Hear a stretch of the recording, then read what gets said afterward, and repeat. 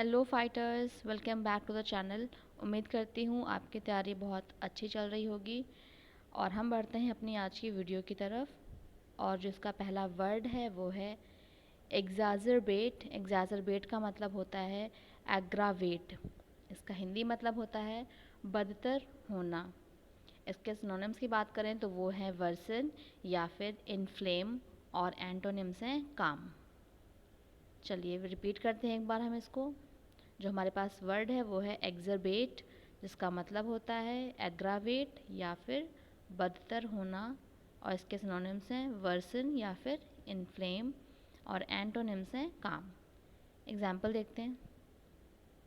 Their silly attempts to resolve their misunderstandings exacerbated matters। मतलब जो उनकी सिली अटेम्प्ट्स थे अपनी मिसअंडरस्टैंडिंग्स को सॉल्व करने के, उन्होंने क्या किया और सिचुएशन को, मैटर को और ज़्यादा ख़राब कर दिया और ज़्यादा वर्सन कर दिया। बढ़ते हैं नेक्स्ट वर्ड की तरफ, जो कि है इनएविटेबल। इनएविटेबल का मतलब होता है अनअवॉइडेबल। इसका हिंदी मतलब होता है अपरिहार्य। सिनोनिम्स की बात करें तो सिनोनिम्स हैं इनएस्केपेबल या फिर इनएग्जॉरेबल, और एंटोनिम्स हैं अवॉइडेबल।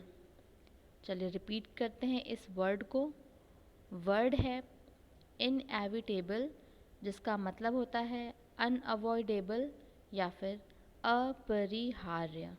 इसके सिनोनिम्स की बात करें तो वो हैं इनएस्केपेबल या फिर इनएग्जॉरेबल, और एंटोनिम्स है अवॉइडेबल। एग्जाम्पल की बात करते हैं। Jessica drew out the inevitable by taking her time to select her food. मतलब जेसिका ने अपना टाइम लिया, और टाइम लेने के बाद मतलब सब चीज़ों को अवॉइड नहीं कर सकी, और फिर उसने अपना खाना जो है सिलेक्ट किया। बढ़ते हैं नेक्स्ट स्लाइड की तरफ।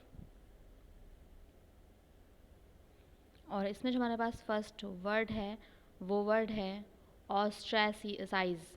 ऑस्ट्रेसाइज का मतलब होता है एक्सक्लूड, या फिर इसका हिंदी मतलब है अलग अलग करना, अलग करना।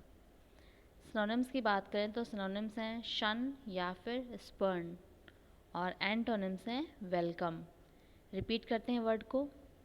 जो वर्ड है वो है ऑस्ट्रेसाइज, जिसका मतलब होता है एक्सक्लूड या फिर अलग करना। इसके सिनोनिम्स हैं शन या फिर स्पर्न, और एंटोनिम्स हैं वेलकम। एग्जाम्पल की बात करते हैं।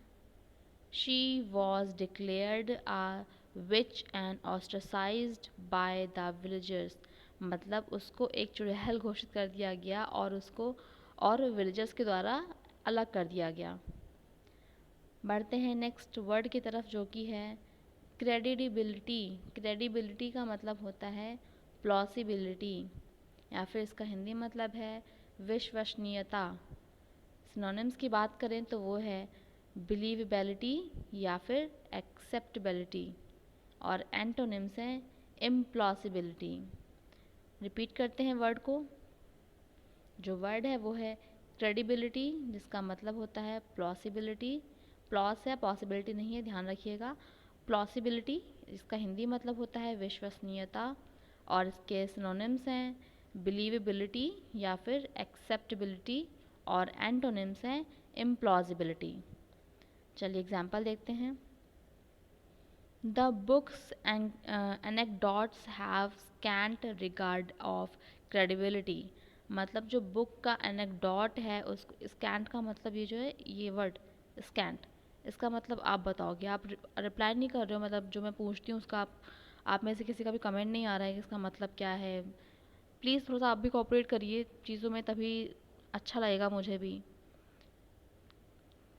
बढ़ते हैं नेक्स्ट स्लाइड की तरफ।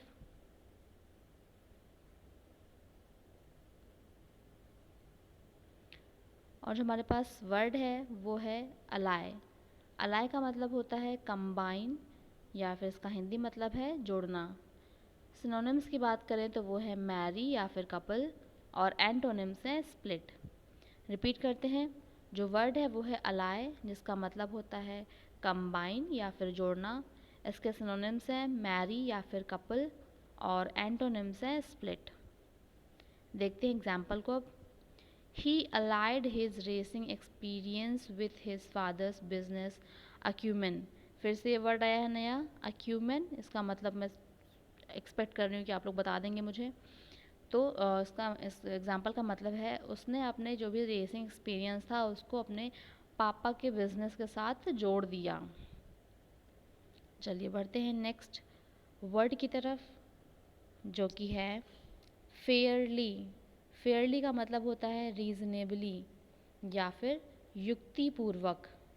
इसके सिनोनिम्स हैं पैसिबली या फिर सेटिस्फैक्टोरली, और एंटोनिम्स हैं इनसफिशिएंटली।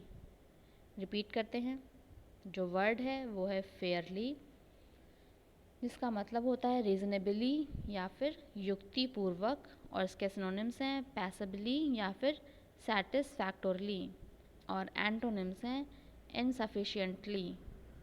देखते हैं एग्जाम्पल को। I was fairly certain she had nothing to do with the affair। मतलब मैं इस बात से सेटिस्फैक्ट्री हूँ या फिर सहमत हूँ कि मुझे ऐसा लगता है कि उसका किसी भी अफेयर के साथ कोई लेना देना नहीं है। बढ़ते हैं नेक्स्ट स्लाइड की तरफ, और इसमें जो हमारे पास फर्स्ट वर्ड है वो है मार्जिनल। मार्जिनल का मतलब होता है स्लाइट।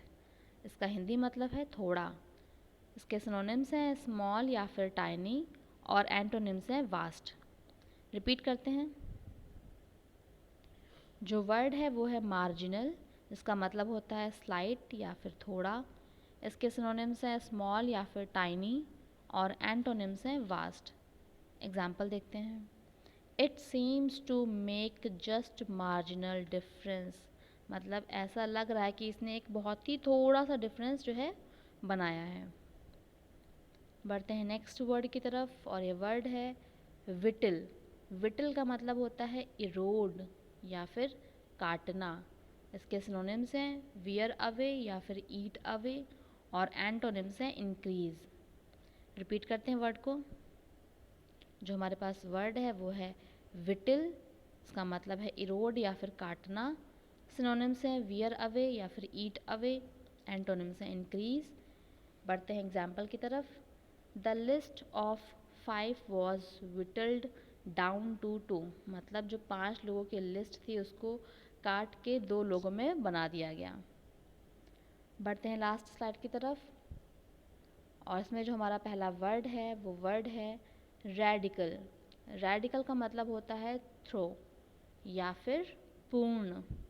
इसके सिनोनिम्स हैं थ्रो गोइंग या फिर कंप्लीट, और एंटोनिम्स हैं सुपरफिशियल। रिपीट करते हैं, जो वर्ड है हमारा वो है रेडिकल, जिसका मतलब होता है थ्रो या फिर पूर्ण। इसके सिनोनिम्स हैं थ्रो गोइंग या फिर कंप्लीट, एंटोनिम्स हैं सुपरफिशियल। एग्जाम्पल देखते हैं।